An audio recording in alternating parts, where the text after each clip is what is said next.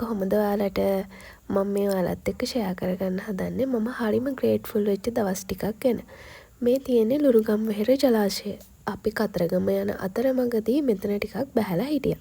මේ ඉන්න බෞද්ධ තුන්දෙනා මෙතෙන්ට වෙලා සෙල්ලම් කර කර හිටියේ. ඒ හින්දා එයාලගේ ක්ලිප්ස් දෙක තුනක් මං ගත්තා. මේ වෙලාවේ ඉර බැහැගෙන යන ගමන් තිබුණේ හරිම ලස්සනයි අහස.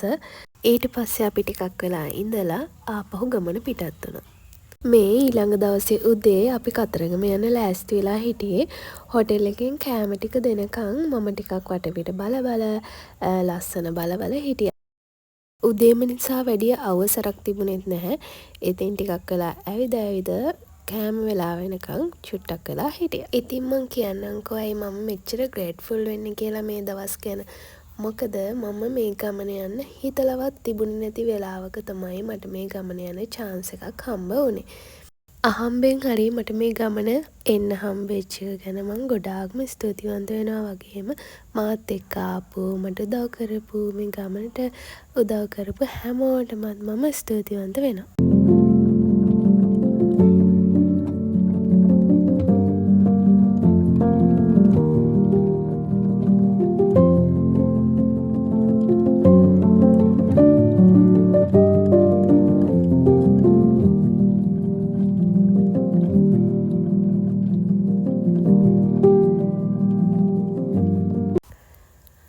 අපි මේ දැන් කිරිවෙහෙරට යන ගමන් ඉන්නේ.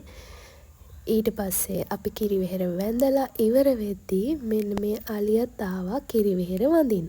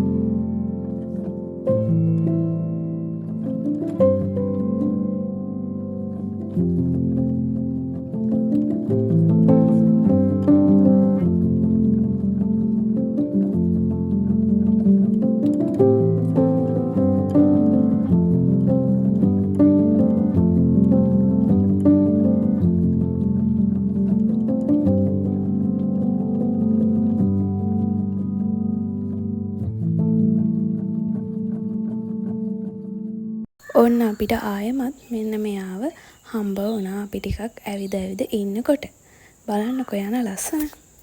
ඊට පස්සේ අපි ආයෙමත් ගියේ පහංගට පැත්තට. මොකද අපිත් එක්ක ආපු ආච්චිලා ටික එතන පහන් පත්තු කර හිටියා. ඉතින් ඒකටත් අපි උදව් වුණා. පහන් පත්තු කරලා හඳුන් කුරු පත්තු කරලා ආයෙමත් කිරිවෙහෙර වඳින්න ගියා. මොකද ලස්සන නෙල් මල් ටිකක් අපිට හම්බ වෙච්ච නිසා.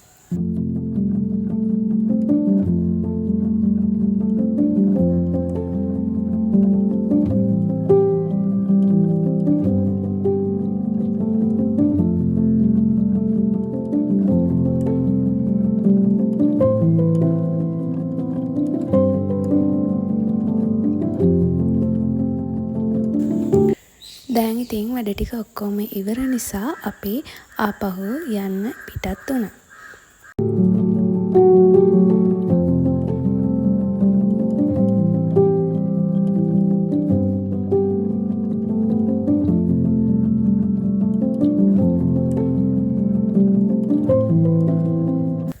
අපි මේ වෙද්දී උදේ කෑම විතරයි අරගෙන තිබුණේ. ඒ නිසා හැමෝටම ගොඩක් බඩගිනි තිබුණා. ඒ නිසා මෙන්න මේ රෙස්ටුරන්ට් එකෙන් අපි කෑම ගන්න දවල්ට නැවැත්තුවා. මේ රෙස්ටුරන්ට් එක තිබුණේ තිස්ස මහාරාමේ. ඒ වගේම මේකේ ඉන්ටීරියර් එක හරිම ලස්සනට තිබුණා. ලස්සන බල්බ් වලින් ගොඩක්ම ලස්සන කරලා තිබුණා. හරිම ලස්සනයි මේ රෙස්ටුරන්ට් එක. ඒ වගේම කෑමත් රසයි. අපි ඊට පස්සේ ඉතින් ටිකක් වටපිට ඇවිදලා ෆොටෝස් ටිකක් අරගෙන ආයෙමත් එන්න පිටත් වුණා.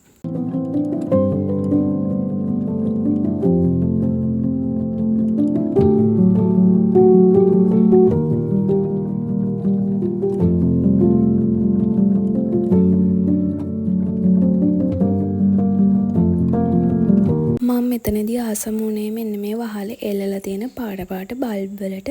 ඒවා ඇත්තටම හරිම ලස්සනයි. ඒවා නිසා මේ රෙස්ටුරන්ට් එකට අමුතුම වයිබ් එකක් ඇඩ් වෙලා තිබුණා. මේ තියෙන්නේ රෙස්ටුරන්ට් එකේ නම. ඒ වගේම මේ තමයි ඒ රෙස්ටුරන්ට් එකේ ඉඳන් බලද්දි තියෙන view එක. අපි ආපහු පිටත් වෙද්දි ගොඩක්ම හවස් වෙලා තිබුණා. ඒ වගේම මේ හයිවේ එකේ ඉඳන් යද්දි අපිට ලස්සන සන්සෙට් එකක් බලා ගන්න පුළුවන් වුණා. එක දිගටම ගොඩාක් දුර යනකම් මේ සන්සෙට් එක තිබුණා. එහෙනම් අදට vlog එක මෙච්චරයි. ගිහින් එන්නම්.